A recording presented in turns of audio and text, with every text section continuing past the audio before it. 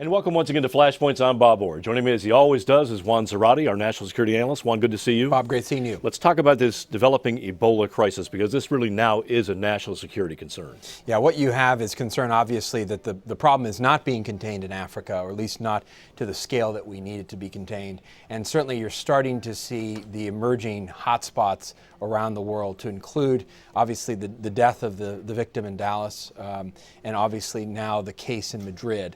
And so concerns that this is beginning to spread, not in a hysterical way, in a way that we need to panic, but in a way that does really create stress on the international transport system, and questions as to whether or not the systems are in place globally to be able to contain this as it emerges in other places. What should the U.S. authorities be doing right now? I mean, they've come out, they've tried to reassure the public that this takes body-to-body contact.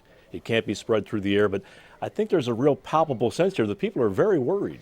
Yeah, they're worried, and part of it is education. And I think you've seen the CDC director out and the top-level doctors for the U.S. government trying to explain the nature of the disease, how it's transmitted, and trying to assuage people. So that education's a key component. But I think you then have to have an active strategy, and you've seen parts of this. One is getting out into the region and trying to help the African countries actually deal with this and contain it in country. I mean, that's the critical point here. Can you contain it and reduce the incidence of transmission in West Africa? The first thing. Second, can you then begin to control and monitor the travel of people in and out of the region? The case of the gentleman in Dallas who died has to do with the transport of the disease that was incubated as he traveled to Dallas. And so can you control that? We're now seeing that we're likely to see more controls, temperatures being taken at key ports of entry in the U.S., pamphlets given out to passengers coming from West Africa to ensure that there's awareness about the incubation period, 21 days, and so that they know what to do in terms of contacting medical personnel where they are. And then finally, sort of being able to react appropriately where there are instances where people may be symptomatic, actually trying to contain those cases in the locality. And you saw some sort of hiccups in Dallas around this, not just in the diagnosis initially, but also then in how the victim's apartment was handled and how the local authorities were handling these issues. So it takes an international approach. It takes lines of coordination in terms of transport, and then it takes education and reaction at the site where it emerges. So we have the protocols. The folks at CDC say we know how to contain this, we know how to stop it. I guess the question is, how do you make sure those protocols are followed?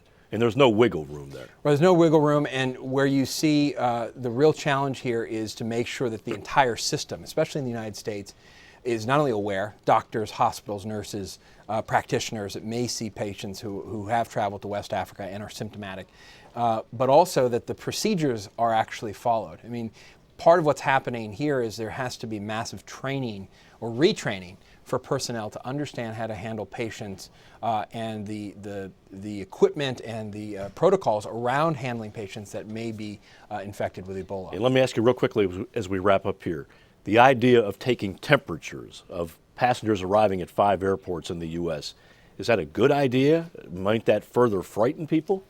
Well, it might frighten people. It's actually common protocol in some airports around the world. You go to Asia, your temperature is being taken as you're coming off the flight. Part of this is the residual of dealing with the SARS epidemic and other potential pandemics that have come from Asia. So I don't think people need to be frightened. It's also not a cure-all, right? It is one way of trying to find an indicator as to where someone may be sick, someone who's come from Liberia or Sierra Leone or West African countries affected by this. Obviously a story we have to keep top on. Absolutely. Juan, thanks very much. Thank you, Bob. Thanks to you for watching Flashpoints. I'm Bob Orr. We'll see you next time.